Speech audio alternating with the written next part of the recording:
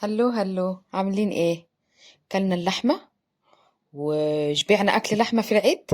نيجي بقى للأكلات الشعبية المصرية بتاعتنا اللي تجنن. الكشري الاسكندراني أو الكشري أبو عدس أصفر. تعالوا نعمله سوا.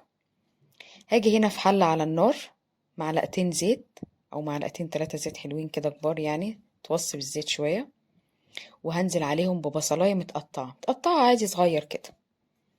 هبدأ أحمر البصلاية شوية، وأول ما تتحمر خفيف هنزل بكوباية عدس على كوباية رز مغسلاه ومصفياه.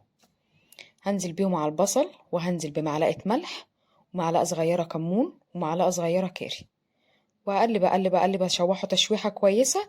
وهنزل عليه بالمية المغلية، مية مش كتير يعني يا دوبك تغطيه.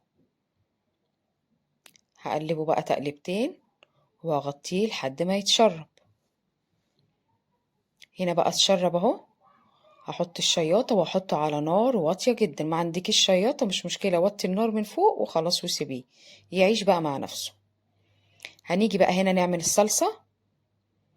معلقة زيت كبيرة، وهنحط معلقة توم. تمام، وهقلبها برضو تقليبة يا دوبك تحمر معايا بسيط قوي. هنزل عليها بمعلقتين 3 خل.